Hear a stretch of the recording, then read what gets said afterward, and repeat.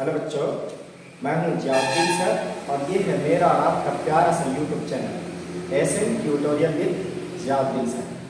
आज हम class 10 science NCERT book के अध्याय 7 लेक्चर 2 को लेकर के आए हैं, जो कि क्या है, नियंत्रण एवं समन्वय का लेक्चर 2 है, जिसमें हम लोग क्या सीखने वाले हैं।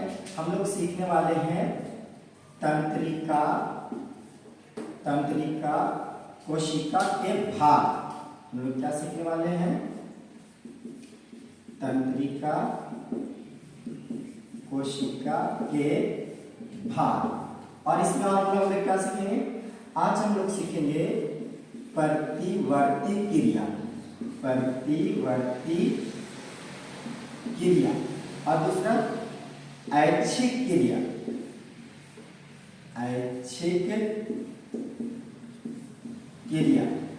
और तीसरा क्या होगा, अनैच्छिक क्रिया।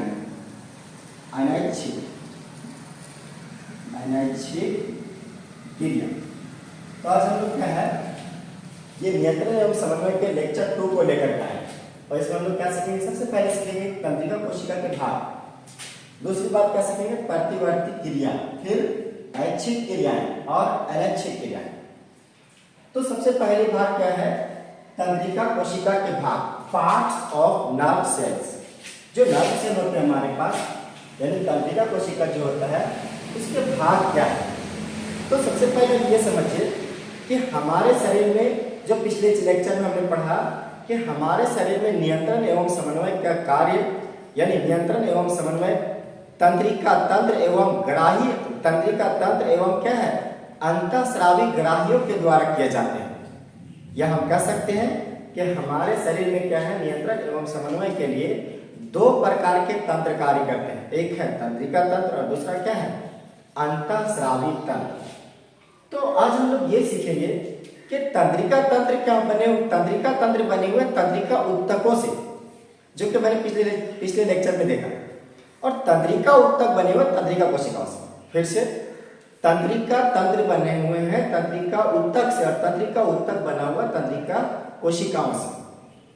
यानी हम इसे अपोजिट कह सकते हैं। जिस प्रकार से क्या होता है, हमारा शरीर का निर्माण क्या होता है, कोशिकाओं से होता है। कोशिकाएं मिलकर के उत्तक बनाते हैं, उत्तक के मिलकर के अंग बनाते हैं। बिल्कुल यही कहानी है कि क्या है, तंत्रिका कोशिका मिलाकर के तंत्रिका उत्तक बनाते हैं और तंत्रिका उत्तक मिलकर के बनाते हैं तंत्रिका तंत्र बनाते हैं। तो ये तंत्रिका कोशिका है क्या, तो ये हम लोग तंत्रिका कोशिका का चित्र देख सकते हैं। ये है तंत्रिका कोशिका। सबसे बड़ी क्वेश्चन क्लास 8 और 9 में भी रहा, हमने 8 में भी सीखा और 9 में भी, कि शरीर की सबसे बड़ी कोशिका क्या होता है, तंत्रिका कोशिका। और ये क्या है, तंत्रिका कोशिका। तंत्रिका कोशिका की लंबाई लगभग 1 मीटर तक की हो सकती है। ठीक है, तो हम लोग क्या है, तंत्रिका कोशिका के बारे में बढ़िया से समझने की कोशिश करेंगे। दरअसल क्या होता है कि हमने पिछले लेक्चर में ये भी सीखा कि ग्राही क्या होता है, रिसेप्टर। हमारे पास क्या होते हैं, 5 प्रकार के ज्ञानेंद्रिय होते हैं, जिससे हम क्या करते हैं, सूचनाओं को प्राप्त करते हैं। सुनना, बोलना, सुनना, और क्या होता है, सूंघना, और किसी वस्तु को देखना, या फिर गर्म ठंडा को महसूस करना, या फिर क्या होता है, खट्टा मीठा का महसूस करना। इनके लिए हमारे पास क्या है, हमारे पास 5 प्रकार के ज्ञानेंद्रिय हैं, आँख, कान, नाक, जबान और त्वचा। तो हमने देखा इन्हीं ज्ञानेंद्रियों में ग्राही पाए जाते हैं। अब ये बोला ग्राही क्या होते हैं, तो ग्राही वो होते हैं जो पर्यावरण से क्या करते हैं, सूचनाओं को अर्जित करते हैं। या हम अब समझेंगे तंत्रिका कोशिकाओं का विशिष्ट शिरा, जो क्या करता है, पर्यावरण से सूचनाओं को अर्जित करता है, उसे क्या करते हैं, ग्राही करते हैं। जैसे कि अगर हमारा आंख है, ये हमारा आंख है, ठीक है, तो इस आंख में हमारे पास क्या है, इस आंख में हमारे पास है रेटिना। हमारे आंख में हमारे पास क्या है, रेटिना। इस जगह पे है रेटिना, और रेटिना में होते हैं तंत्रिका कोशिकाओं का पतला पतला जाल। बिल्कुल इस प्रकार का पतला पतला क्या होता है, रेटिना में जाल होता है। ये तंत्रिका कोशिका का सिरा है, इसी को तंत्रिका कोशिका सिरा। दरअसल आप ये समझिए कि तंत्रिका कोशिका क्या है, तो तंत्रिका कोशिका से ये हम लोग क्या करते हैं, सूचनाओं का एक जगह से दूसरी जगह, यानी कि कहीं पे अगर हमें सूचनाएं प्राप्त हुए तो उसे हम क्या करते हैं, मस्तिष्क को पहुंचाते हैं। जैसे आंख से सूचना प्राप्त हो तो उसे मस्तिष्क तक पहुंचाते हैं, त्वचा से सूचना प्राप्त हो तो उसे मस्तिष्क तक पहुंचाना होता है। अगर पैरों के अंदर, मांसपेशियों के अंदर, तो क्या होता है, उनके पैरों के तंत्रिका कोशिकाओं में सूचना अगर प्राप्त होता है उसे मस्तिष्क में पहुंचाया जाता है। ठीक है, तो इस प्रकार हम ये कह सकते हैं कि हमारे पूरे शरीर में, पूरे क्या होता है, बॉडी में क्या है, तंत्रिका कोशिकाओं का एक जाल बिछा हुआ। कैसा जाल? इस प्रकार का जाल। जिस प्रकार से आपने मकड़ी का जाल देखा, मकड़ी का जाल कैसे देखा आपने? मकड़ी का जाल को देखें तो ये अगर मकड़ी का जाल है, ये क्या है, अगर मकड़ी का जाल है, ठीक है। अब मकड़ी का जाल है तो आपने देखा होगा कि इसी में कहीं क्या होता है, इसे लंबा लंबा करके मकड़ी क्या करता है, उसे दीवार से, छत से चिपका कर रखता है, अपने मकड़ी के जाल को टांग के रखता है ना। तो इसी मकड़ी के जाल में कहीं यहाँ पे मकड़ क्या रहता है, देखा होगा, ये जो मकड़ा होता है वो क्या रहता है, यहाँ पे कहीं बैठा होता है। जैसे ही क्या होता है, कोई भी मच्छर हो या क्या हो गया, कोई कीट पतंग हो गया, मक्खी वगैरह हो गया, जैसे ही लाकर के इसमें टच करता है तो वो यहाँ पे क्या हो जाते हैं, फंस जाते हैं। और जैसे ही टच किया और इसमें जरा सा भी मकड़ी के जाल में मूवमेंट हुआ, कहीं पे भी, चाहे मच्छर यहाँ पे मच्छी जा करके बैठे, बस जैसे इस पे जरा सा भी टच करेगा, बस क्या होगा, इसमें एक मूवमेंट होगा, यानी ये जरा सा भी स्पर्श करेगा तो मकड़ी के जाल से उसे, मकड़ा को क्या होता है, पता चल जाता है कि यहाँ पे हमारा भोजन मिल चुका है। और ये जस्ट यहाँ पे भागा भागा आता है और इसे क्या कर लेता है, और बढ़िया से फेंक देता है, फिर उसे मार करके उसे क्या करता है, उसे पोषण प्राप्त करता है, जिससे वो क्या करता है, भोजन करता है। ठीक है, तो यानी हम ये कह सकते हैं कि जिस प्रकार से मकड़ी अपना एक जाल बिछाता है और जाल पे कहीं वो किनारे पर बैठ जाता है, और जैसे उसमें जरा सा छोटा कीट पतंग का अंदर जाकर टच करता है तो उसे मकड़ा को क्या होता है, एहसास हो जाता है कि हाँ वहाँ पे मेरा भोजन है, वो दौड़ करके जाता है, उसे घेर लेता है। ठीक इसी प्रकार से क्या होता है, हमारे शरीर में जरा सा भी अगर कोई टच कर दिया, जैसे पैरों में क्या होता है, कोई जरा सा भी, जैसे हुआ पीला होता है, रोया वाला कीड़ा होता है, जैसे वो जरा सा भी स्पर्श करेगा, मूवमेंट करेगा, आपको फील हो जाएगा कि हाँ हमारे पैरों पे कुछ चढ़ा हुआ। या फिर क्या होता है, आप जरा सा थोड़े हाथ को इधर कहीं किनारे रखिएगा, गर्म वस्तु पे हाथ चला गया तो क्या होता है, वहां पे तंत्रिका कोशिकाओं का जाल बिछा हुआ, वो तंत्रिका कोशिकाएं क्या करते हैं, सूचनाओं टाक से लेकर के मस्तिष्क तक पहुंचाते हैं। समझ? तो हम ये कह सकते हैं कि हमारे शरीर में इन्हीं तंत्रिका कोशिकाओं का पूरा एक प्रकार का जाल बिछा हुआ, जिससे क्या होता है, हमारे शरीर में, हमारे शरीर से, शरीर के हर एक भाग से क्या होता है, मस्तिष्क तक सूचनाओं को पहुंचाया जाता है। और यही तंत्रिका कोशिकाओं का ये जो सिरा, विशिष्ट सिरा, ये इन्हें दुर्मिका कहते हैं। ये हम कह सकते हैं तंत्रिका कोशिकाओं का एक विशिष्ट सिरा, जो कहते हैं आंख पर जाकर के, जबान पे जाकर के, त्वचा में जाकर के, कान में जाकर के जहां वो समाप्त होते हैं, उसी को ग्राही कहते हैं। क्या कहते हैं? ग्राही कहते हैं। अब हम ये समझ सकते हैं कि ग्राही किसे कहते हैं। ग्राही यानी कि रिसेप्टर। रिसेप्टर तो हम क्या कह सकते हैं, ग्राही किसे कहते हैं? तंत्रिका कोशिकाओं का वो विशिष्ट सिरा जो क्या करता है, पर्यावरण से सूचनाओं को प्राप्त करता है, उसे क्या कहते हैं, ग्राही कहते हैं। और ये ग्राही क्या है, 5 प्रकार के होते हैं। पहला क्या होता है, घ्राण ग्राही, दूसरा क्या होता है, प्रकाश ग्राही, और तीसरा क्या होता है, स्पर्श ग्राही। यानी हमारे शरीर में जो क्या है, 5 प्रकार का जो ग्राही है वो कौन कौन सा है? पहला प्रकाश सुग्राही ग्राही, प्रकाश ग्राही कह सकते हैं उसे। दूसरा क्या है, घ्राण ग्राही, प्रकाश ग्राही जो देखने के लिए होता है आंखों में। दूसरा घ्राण ग्राही होता है, जो घ्राण ग्राही किसके लिए होता है, सूंघने के लिए। और तीसरा क्या होता है, स्पर्श ग्राही, स्पर्श ग्राही जो ठंडा गर्म को फील करता है। और श्रवण ग्राही कान में होता है, सुनने के लिए।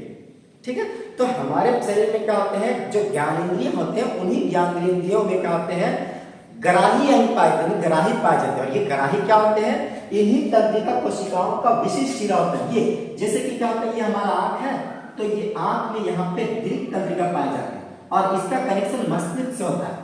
यानी आंख, ये क्या होता है, आंख में यहाँ पे रेटिना है, इससे क्या होता है, प्रकाश सुग्राही कोशिका होती है। यानी तंत्रिका कोशिकाओं को वो सिरा होता है जो प्रकाश को एब्जॉर्ब कर सके, प्रकाश को क्या है, प्रकाश को मस्तिष्क तक पहुंचा सके। ठीक है, तो इन्हीं प्रकाश सुग्राही कोशिका के द्वारा क्या होता है, किसी भी वस्तु, मान लीजिए कि कोई वस्तु यहाँ पे खड़ा है, कोई इंसान खड़ा है, इसे ये देखता है, यहाँ पे प्रकाश सुग्राही कोशिका क्या करता है, उसे फील करता है और उसे मस्तिष्क तक भेज दिया जाता है।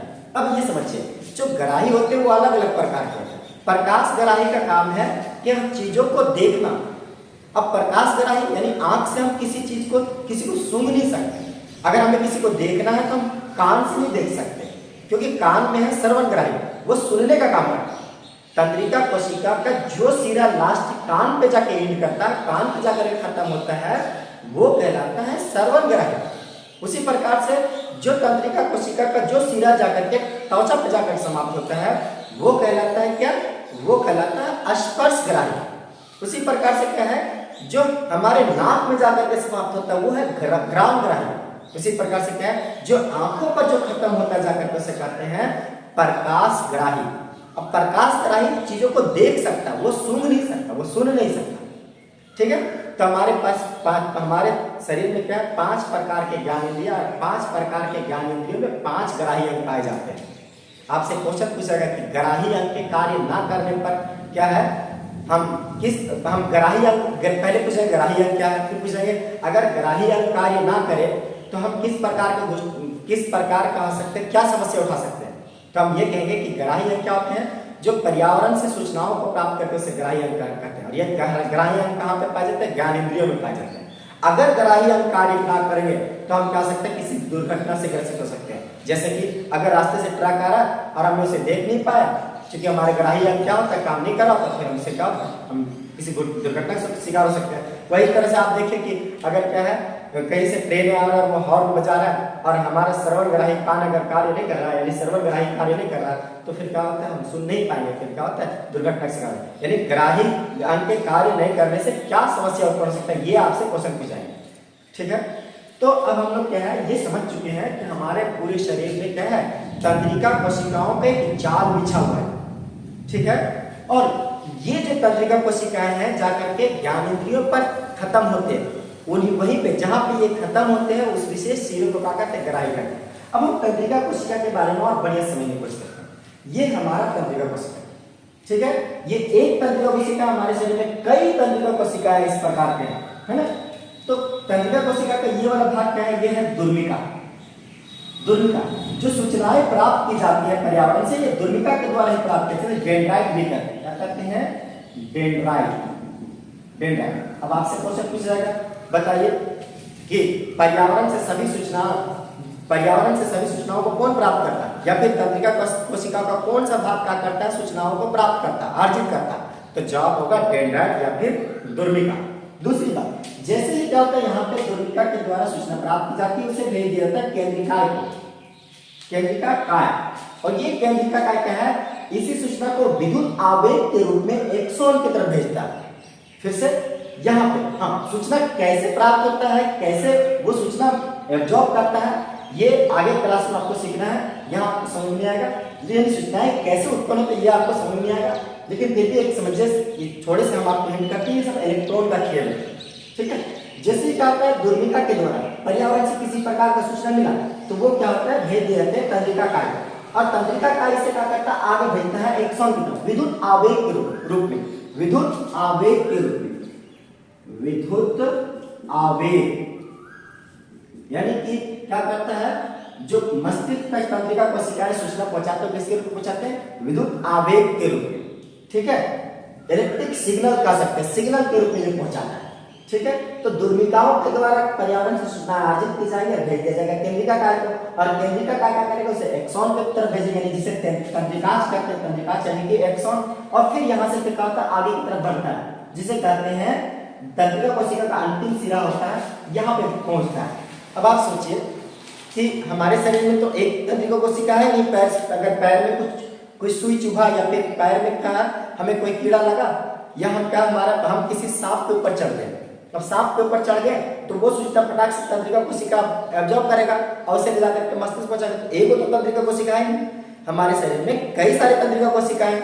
तो जैसे ही यहाँ से सूचना लिया दुर्मिका के द्वारा तंत्रिका में भेजा जाएगा, और ये तंत्रिका कहाँ भेजेगा, तंत्रिकाज में, यानी कि एक्सॉन में। और यहाँ पे जाकर के जहाँ पे तंत्रिका कोशिका का अंतिम सिरा होगा, यहाँ पे दूसरा तंत्रिका कोशिका जुड़ता है, इस जगह पे लाकर के दूसरा तंत्रिका कोशिका जुड़ता है इस प्रकार से, है ना। और फिर इसे आगे भेज देता है, और यहाँ पे इस जगह इन दो तंत्रिका कोशिकाओं के बीच में गैपिंग होती है, यहाँ पे थोड़ा सा क्या होता है, गैप होता है। जैसे ही सूचना यहाँ से पहुंचेगा विद्युत रूप में, विद्युत आवेग के रूप में, तो यहाँ पे इस जगह जो दो तंत्रिका कोशिकाओं के बीच में जो गैप पाया जाता है उसे सिनेप्स कहा जाता है। उसे क्या कहा जाता है? उसे कहा जाता है सिनेप्स। सिनेप्स या फिर सिनेप्टिक दरार, सिनेप्टिक दरार। अब एक बढ़िया क्वेश्चन है आपसे कि दो तंत्रिका कोशिकाओं के बीच में जो खाली स्थान पाया जाता है उसे क्या कहते हैं? उसे कहते हैं सिनेप्स या फिर सिनेप्टिक दरार। क्लियर है? अब क्या है कि जैसे ही सूचना यहां से लिया, यानी दूरबीन के द्वारा लिया, तंत्रिका कोशिकाकार में पहुंचा, कोशिकाकार के जरिए कहां पहुंचा? तंत्रिकाश में पहुंचा, और तंत्रिकाश विद्युत आवेग के रूप से आगे हो जाएगा। और यहाँ पे जो विद्युत आवेग के रूप में जो सूचना था वो बदल जाएगा, रासायनिक सूचना में बदल जाएगा। यानी कि विद्युत जो सूचना था वो किसमें बदल जाएगा? रासायनिक सूचना में। यानी कि अब आगे यहां से यहां एक तंत्रिका से दूसरे तंत्रिका कोशिका में क्या होता है?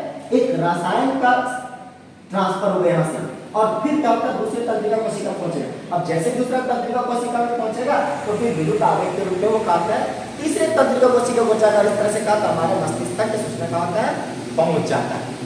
ठीक है, तो ये ना समझे कि हमारे शरीर में क्या एक तंत्रिका कोशिका, तंत्रिका कोशिकाओं का कई सारे क्या होते हैं, तो हमारे शरीर में कई सारे तंत्रिका कोशिकाएं होते हैं, और ये तंत्रिका कोशिकाएं क्या करते हैं? एक दूसरे से जुड़े रहते हैं। तो ये क्या करते हैं? जैसे ही हम क्या करते हैं, किसी अगर सांप पे चढ़ गए तो फटाक से एक तंत्रिका कोशिका क्या होगा?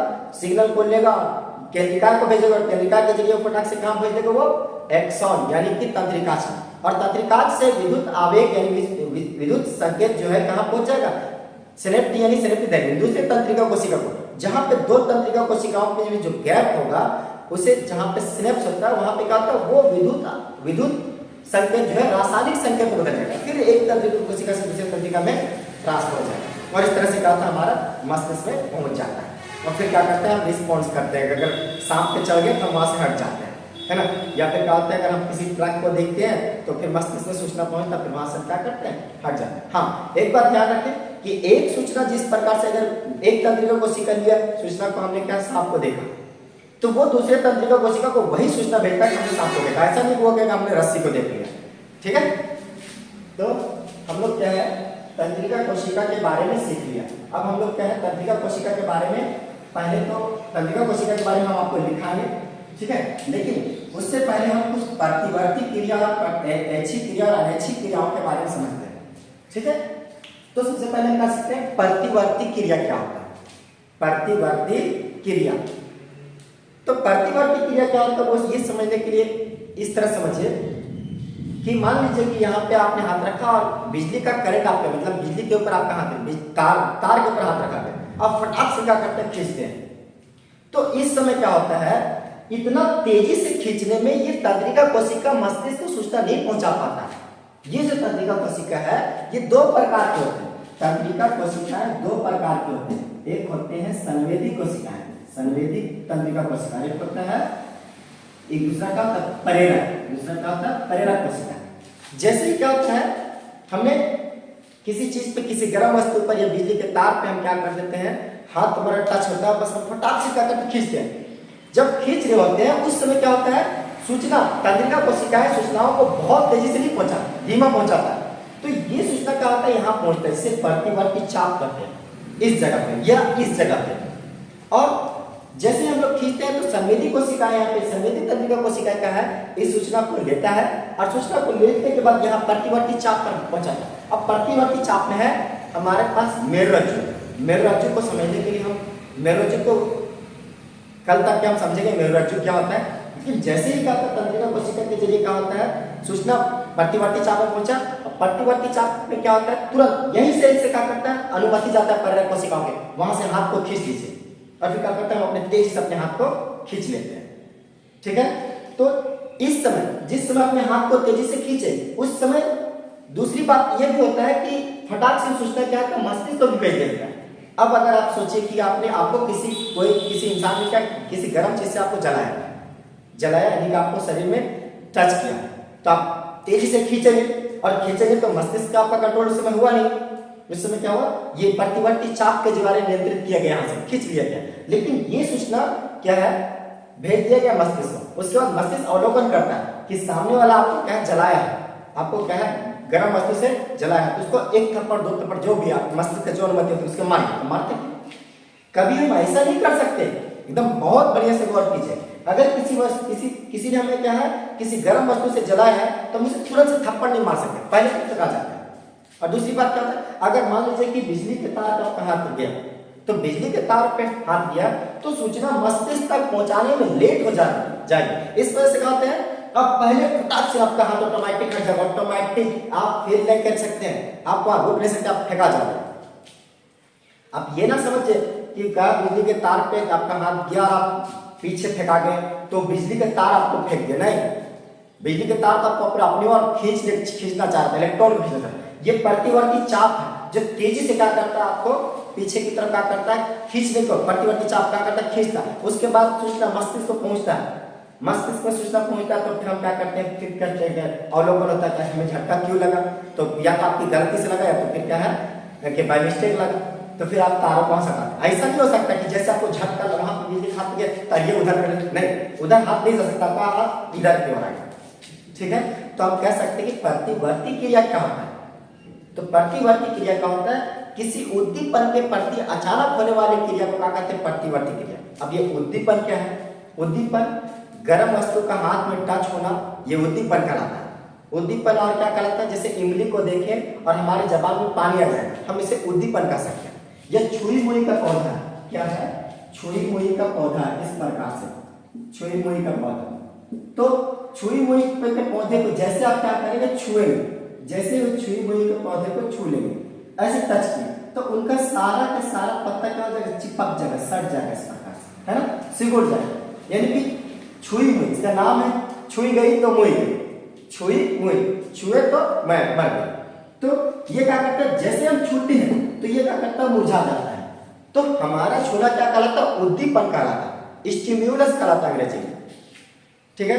तो ये कह सकते हैं कि किसी उद्दीपन के प्रति अचानक होने वाली क्रियाओं को क्या कहते हैं, प्रतिवर्ती क्रिया कहते हैं। और प्रतिवर्ती क्रियाओं का नियंत्रण हमारे मस्तिष्क के द्वारा नहीं होता, प्रतिवर्ती क्रियाओं का नियंत्रण प्रतिवर्ती चाप में होता है, मेरुरज्जु के द्वारा। फिर से, प्रतिवर्ती क्रियाओं का नियंत्रण मेरुरज्जु के द्वारा प्रतिवर्ती चाप में होता है। और आगे समझिए कि हमारे शरीर में, फिर से रिवाज कीजिए कि हमारे शरीर में क्या है, दो प्रकार के तंत्रिका कोशिकाएं, एक है संवेदी और दूसरा प्रेरक। जैसे ही संवेदी कोशिकाओं को सूचना मिला कि हम किसी गर्म वस्तु के बिजली के तार कहाँ रखते हैं, वो संवेदी कोशिकाएं क्या करते हैं, एक तो पहला काम करते हैं, मस्तिष्क को भी सूचना पहुंचा देते हैं कि चाहिए, वो मस्तिष्क को खबर कीजिए कि हमारा हाथ पे चला गया। दूसरी बात क्या होता है, वही संवेदी कोशिकाएं प्रतिवर्ती चाप को जब सूचना मिलता है, प्रतिवर्ती चाप प्रेरक कोशिकाओं को अनुमति देता है कि वहां से हाथ को हटा दीजिए। ये कहानी है, ठीक है। तो हम लोग क्या कर सकते हैं, प्रतिवर्ती क्रिया किसे कहते हैं, किसी उद्दीपन के प्रति अचानक होने वाली क्रिया को क्या कहते हैं, प्रतिवर्ती क्रिया कहते हैं। प्रतिवर्ती क्रियाओं का नियंत्रण मेरुरज्जु के द्वारा प्रतिवर्ती चाप में होता है, ठीक है। ये है हमारा प्रतिवर्ती चाप, क्लियर है। अब दूसरा कहां से है, ऐच्छिक क्रिया। ऐच्छिक क्रिया, ऐच्छिक क्रिया साफ है, जो हम बोल रहे हैं, जो हम आपको पढ़ा रहे हैं, जो लिख रहे हैं, है ना, या फिर कहने जो चल रहे हैं, बोलना, चलना, लिखना, जो हमारी इच्छा का अनुरूप हो रहा है, ये सब क्या कहलाता है, ऐच्छिक क्रिया कहलाता है। और ऐच्छिक क्रियाएं हमारा मस्तिष्क के द्वारा कंट्रोल किए जाते हैं। मस्तिष्क में 3 भाग होते हैं, अग्र मस्तिष्क, मध्य मस्तिष्क और पश्चिम मस्तिष्क, ठीक है। अग्र मस्तिष्क, मध्य मस्तिष्क और पश्चिम मस्तिष्क। तो जो ऐच्छिक क्रिया होती है उसका नियंत्रण अग्र मस्तिष्क के द्वारा करता है। अग्र मस्तिष्क का भाग प्रमस्तिष्क के द्वारा करता है। प्रमस्तिष्क को अंग्रेजी में कहते हैं सेरेब्रम। अब पश्चिम मस्तिष्क, फिर मध्य मस्तिष्क मिड माइंड कहते हैं, फिर पश्चिम मस्तिष्क जिसे बैक माइंड कहते हैं। पश्चिम मस्तिष्क 3 भाग में होते हैं। अग्र मस्तिष्क में पाया जाता है प्रमस्तिष्क जिसे सेरेब्रम कहते हैं, और पश्चिम मस्तिष्क में 3 भाग पाए जाते हैं, जिसमें सेरेब्रम है जिसे अनुमस्तिष्क कहते हैं, कौन सा, मेडुलम। या देखिए, अग्र मस्तिष्क में सेरेब्रम पाया जाता है और पश्चिम मस्तिष्क पाया जाता है सेरेब्रम। यहाँ पे प्रमस्तिष्क है अग्र मस्तिष्क में, और पीछे में क्या है, अनुमस्तिष्क। तो ऐच्छिक क्रियाओं का नियंत्रण किसके द्वारा किया जाता है, हमारे मस्तिष्क के अग्रभाग, हमारे मस्तिष्क के अग्रभाग जिसे क्या कहते हैं, प्रमस्तिष्क, इसके द्वारा किया जाता है। और दूसरी बात क्या है, अनैच्छिक क्रियाएं। अनैच्छिक क्रियाएं कहते हैं 2 प्रकार के होते हैं।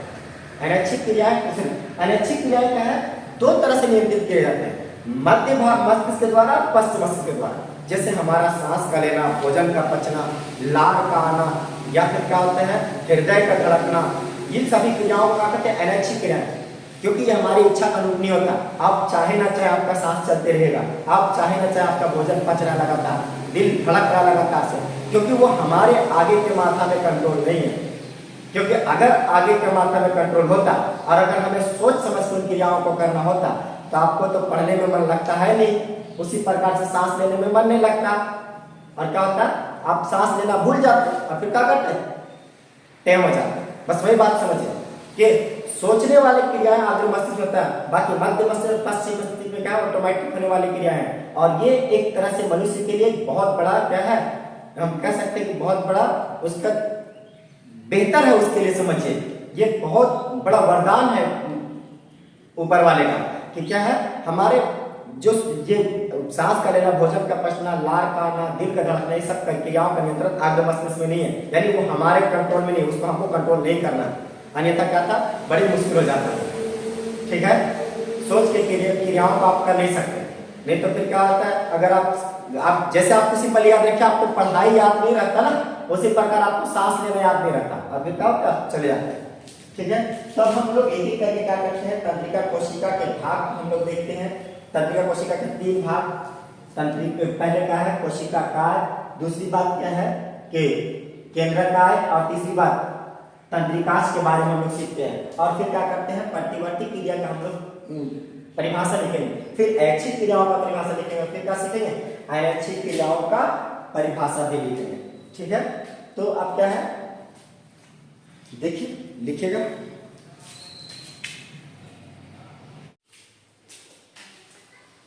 हाँ, तो हम लोग क्या देखते हैं, अब हम लोग देखते हैं तंत्रिका कोशिका के 3 भाग के बारे में, उनके कामों के बारे में। इसे लिखेंगे, आप नोट करेंगे ना, नोटबुक पे से नोट करेंगे। सबसे पहले क्या करेंगे, लिखेंगे तंत्रिका कोशिका के भाग, the parts of nerve cell, nervous cells, है ना। और यहाँ पे इस चित्र को आप बढ़िया से छापेंगे, कभी कभी एग्जाम में चित्र बनाना भी पूछता है। ठीक है, यह बना लेंगे। और देखिए हमने क्या सीखा था कि तंत्रिका कोशिका के 3 भाग होते हैं। पहला दुर्निका, जो सूचनाओं को प्राप्त करता है, वो भेजता है किसको, तंत्रिका कोशिका काय को, और कोशिका काय फिर क्या करता है, इसे तंत्रिकाश को यानी कि एक्सॉन को भेजता है, जहां पे इसे रासायनिक संकेत में बदल करके आगे भेज जाता है दूसरे तंत्रिका कोशिकाओं में। ठीक है, तो हम लोग क्या देखेंगे दुर्निका, यहाँ पे आप परिचित बन लीजिएगा। दुर्निका, दुर्निका को डेंड्राइट भी कहते हैं। कोशिका काय से निकलने वाली धागे जैसी रचना, देखिए कोशिका काय से बाहर धागे से जो रचना निकल रहा है, कोशिका काय से निकलने वाली धागे जैसी रचनाएं जो सूचनाएं उपार्जित करती है, सूचनाओं को करती है, प्राप्त करती है, उसे ही क्या करते हैं हम लोग दुर्निकृत क्रिया कहते हैं। अब क्या करते हैं कोशिका काय, कोशिका काय किसे कहते हैं, प्राप्त की गई सूचना विद्युत आवेग के रूप में चलती है। यहाँ पर जो आता है सूचना वो विद्युत आवेग के रूप में आगे क्या होता है भेज दिया जाता है। और तीसरा क्या है तंत्रिका, जिसे एक्सॉन भी कहते हैं, जहां इस आवेग का परिवर्तन यानी जो विद्युत आवेग के रूप में सूचना था, विद्युत इस आवेग का परिवर्तन रासायनिक संकेत में किया जाता है, जिससे यह आगे संचारित हो सके। ठीक है, अब हम लोग क्या है इसके आगे देखते हैं।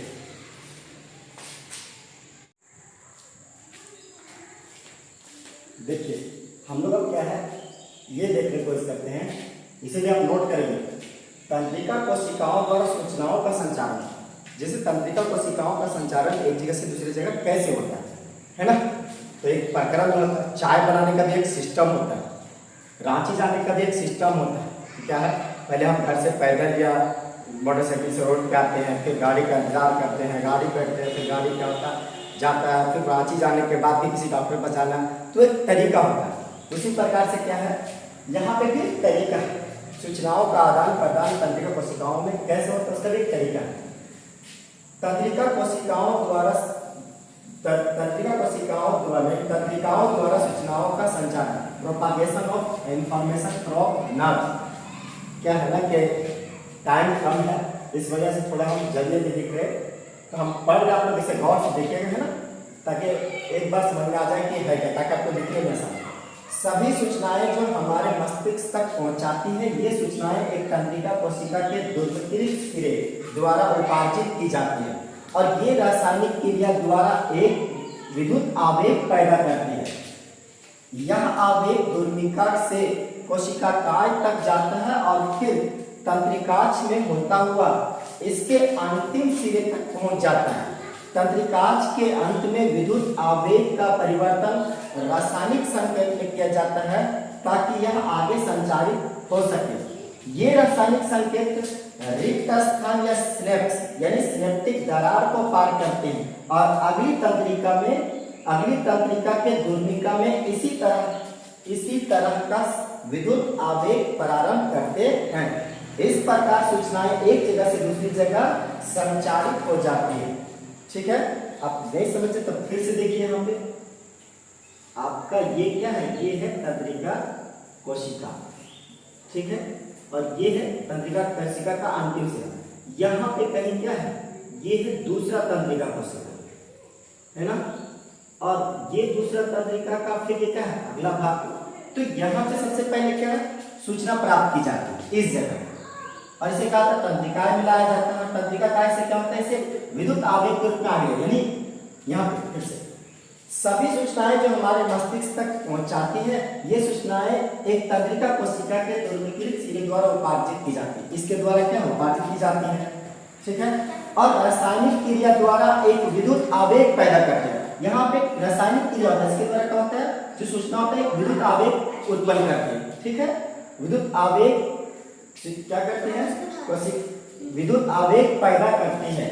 यह आवेग दुर्मिका से कोशिकाकाय तक जाता है और फिर तंत्रिकाक्ष में होता हुआ इसके अंतिम सिरे यहाँ पे ना, अंतिम सिरे तक पहुंच जाता है। तंत्रिकाक्ष के अंत में विद्युत आवेग का परिवर्तन रासायनिक संकेत में क्या है, ध्यान दीजिए, यहाँ पे रासायनिक संकेत के रूप में प्राप्त होता है। इसे विद्युत आवेग में बदल दिया गया था, ठीक है, ये विद्युत आवेग के रूप में आगे चला, फिर क्या होता है, इसे अंतिम में फिर रासायनिक संकेत में बदल जाता है। यानी दूसरे तंत्रिका कोशिका को क्या मिलता है, फिर से एक रासायनिक संकेत मिलता है, फिर उसे वो क्या करता है, विद्युत आवेग बदलता है, फिर तीसरे को रासायनिक संकेत मिलता है ताकि यह आगे संचारित हो सके। ये रासायनिक संकेत रिक्त स्थान यानी सिनेप्स या फिर सिनेप्टिक दरार को पार करते हैं और अगली तंत्रिका के दुर्मिका में इसी तरह का विद्युत आवेग प्रारंभ करते हैं। इस प्रकार सूचनाएं एक जगह से दूसरी जगह संचारित हो जाती है। अंत में ये सीखेंगे हम कि सिनेप्स या सिनेप्टिक दरार क्या होता है। सिनेप्स या सिनेप्टिक दरार दो तंत्रिका कोशिकाओं के बीच में एक रिक्त स्थान पाया जाता है, इसे सिनेप्स या सिनेप्टिक दरार कहा जाता है।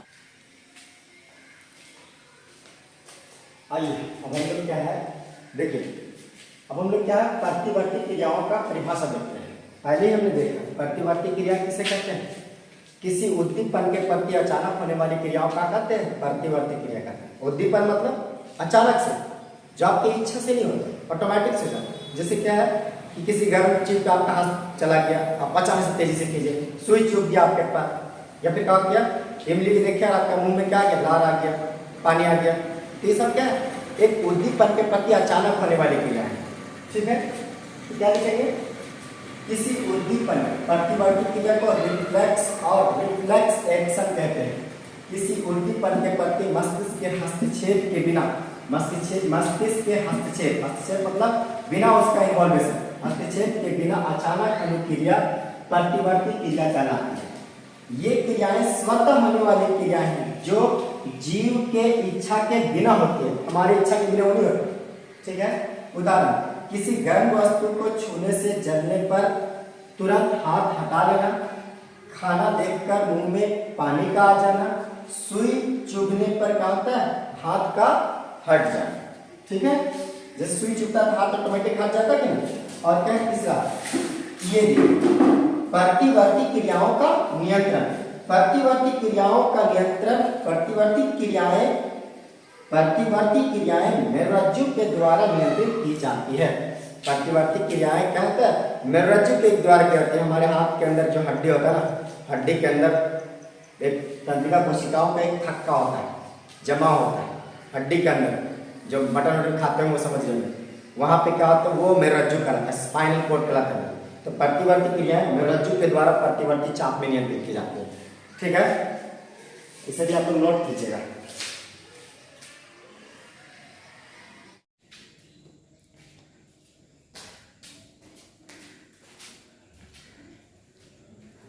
हाँ, तो हम लोग क्या है ऐच्छिक क्रियाएं और अनैच्छिक क्रियाओं का परिभाषा देखते हैं, ठीक है। इससे पहले हम लोग क्या है ये देख चुके हैं कि प्रतिवर्ती क्रिया क्या होती है।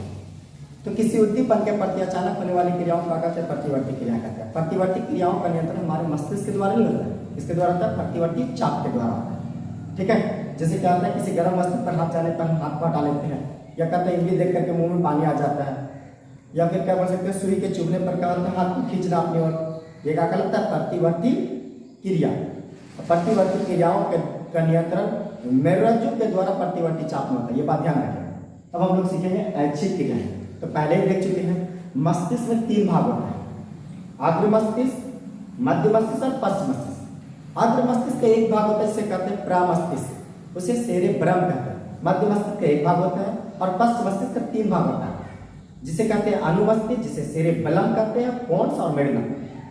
हम कल के दिन में क्या है, कल के वीडियो में हम लोग देखेंगे, यानी नेक्स्ट वीडियो में देखेंगे कि ये प्रतिवर्ती चाप क्या होता है ना, प्रतिवर्ती चाप कार्य कैसे करता है और मस्तिष्क कैसे कार्य करता है। मस्तिष्क के 3 भाग हैं, ठीक है, अग्र मस्तिष्क, मध्य मस्तिष्क और पश्च मस्तिष्क। इनके अलग अलग कामों को अलग अलग मस्तिष्क के 3 भागों का अलग अलग कार्य दिए गए, ठीक है। तो सबसे पहले देखिए ऐच्छिक क्रियाएं, वे सभी क्रियाएं जिस पर हमारा नियंत्रण होता है ऐच्छिक क्रियाएं कहलाती हैं। देखिए ऐच्छिक क्रियाएं वॉल्यूमेंट्री एक्शन, वे सभी क्रियाएं जिस पर हमारा नियंत्रण होता है ऐच्छिक क्रियाएं कहलाती हैं, जैसे बोलना, चलना, लिखना इत्यादि। और ऐच्छिक क्रियाओं का नियंत्रण कौन करता है? ऐच्छिक क्रियाएं हमारी इच्छा और सोचने से होती है, इसलिए इसका नियंत्रण हमारे सोचने वाला भाग अग्र मस्तिष्क के द्वारा। एक बढ़िया क्वेश्चन है कि ऐच्छिक क्रियाओं का नियंत्रण कौन करता है? ऐच्छिक क्रियाओं का नियंत्रण हमारा मस्तिष्क का सोचने वाला भाग अग्र मस्तिष्क के द्वारा। अब बारी आती है अनैच्छिक क्रिया, इनवॉल्यूंटरी एक्शन। वे सभी क्रियाएं जो स्वतः होती रहती है, जिस पर हमारा कोई नियंत्रण नहीं होता है, अनैच्छिक क्रियाएं कहलाती हैं, जैसे हृदय का धड़कना, सांस का लेना, भोजन का पचना इत्यादि। अनैच्छिक क्रियाओं का नियंत्रण, अनैच्छिक क्रियाएं मध्य मस्तिष्क व पश्च मस्तिष्क के द्वारा नियंत्रित की जाती है। अनैच्छिक क्रियाओं का नियंत्रण कौन करता है? मध्य मस्तिष्क व पश्च मस्तिष्क। ध्यान रखें, जो ऐच्छिक क्रियाएं होते हैं उनका नियंत्रण अग्र मस्तिष्क के द्वारा किया जाता है। जैसे हम बोल रहे हैं, हम आपको पढ़ा रहे हैं, लिख रहे हैं, हमारी इच्छा से हो रहा है, इसका नियंत्रण अग्र मस्तिष्क के द्वारा। जबकि अनैच्छिक क्रियाओं का नियंत्रण मध्य मस्तिष्क और पश्च मस्तिष्क के द्वारा। मध्य मस्तिष्क का वो भाग, जैसे मध्य मस्तिष्क में क्या है, 2 भाग होते हैं, पश्च मस्तिष्क में 3 भाग होते हैं, मध्य मस्तिष्क क्या होता है, 1 भाग होता है। तो अनैच्छिक क्रियाएं जैसे क्या, भोजन का पचना, लार का आना, हृदय का धड़कना, या फिर क्या कह सकते हैं उल्टी का आना, इनके भी कार्य का मध्य मस्तिष्क और पश्च मस्तिष्क में बांट दिए गए हैं। किसी का मध्य मस्तिष्क का कोई और कार्य है, और क्या है, पश्च मस्तिष्क में 3 भाग है, अनुमस्तिष्क और पोन्स और मेडुलम, जिसे हम कह सकते हैं सेरेबेलम, पोन्स और मेडुलम। इनके अलग अलग कार्य दे दिए गए, जैसे कि हृदय का धड़कना किसी का जिम्मेदारी है, सांस का लेना किसी का जिम्मेदारी है, उल्टी का आना किसी का जिम्मेदारी है, आंखों को पुतली को नियंत्रित करना क्या है, मस्तिष्क के किसी का जिम्मेदारी दी गई है, जिनके बारे में क्या है कल के दिन में सीखेंगे। कल एक बहुत अच्छा बात सीखेंगे कि आखिर हम हेलमेट क्यों लगाते हैं। दरअसल तंत्रिका कोशिका विभाजन नहीं करती है ना। ये पुलिस का काम नहीं है हेलमेट का लगवाना या ये करना। पुलिस तो क्या, पुलिस के ऊपर तोप दिएगा, उसकी जिम्मेदारी। डॉक्टर या साइंटिस्ट क्या है, इस पे रिसर्च किया, वो जानते हैं कि हेलमेट को लगाना क्यों अनिवार्य है, ठीक है। तो 2-3 वो क्वेश्चन इस चैप्टर से आप समझने की कोशिश कीजिए। सबसे पहला क्वेश्चन है प्रतिवर्ती क्रिया क्या है। किसी उद्दीपन के प्रति अचानक होने वाली क्रियाओं का क्या कहते हैं? प्रतिवर्ती क्रिया कहते हैं। प्रतिवर्ती क्रियाओं का नियंत्रण मेरुरज्जु के द्वारा प्रतिवर्ती चाप में होता है।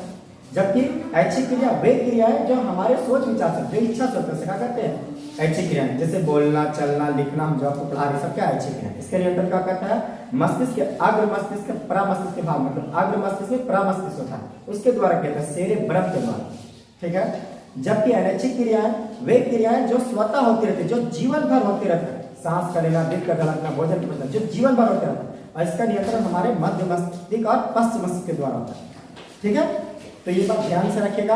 आपसे पूछा जाएगा कि बताइए प्रतिवर्ती क्रिया और ऐच्छिक क्रिया में क्या अंतर है। तो वे क्रियाएं जो कहते हैं किसी उद्दीपन के प्रति अचानक होते हैं, इसे क्या कहते हैं? प्रतिवर्ती। जबकि हम सोच विचार के जो कार्य करते हैं, इसे क्या कहते हैं? ऐच्छिक क्रिया।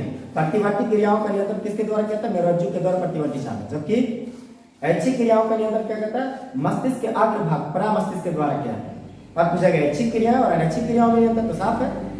वे क्रियाएं जो इच्छा के अनुरूप होते हैं, हमारे सोच विचार से क्या करते हैं? ऐच्छिक क्रिया। वे क्रियाएं जो हमारी इच्छा के अनुरूप नहीं होता, जो क्या होते हैं?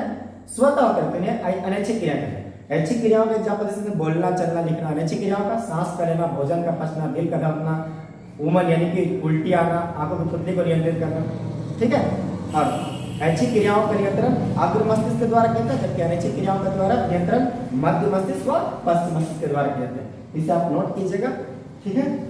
और इसे नोट कीजिएगा और इसे नोट कॉपी में लिखिएगा, स्क्रीनशॉट रख लीजिए। ठीक है।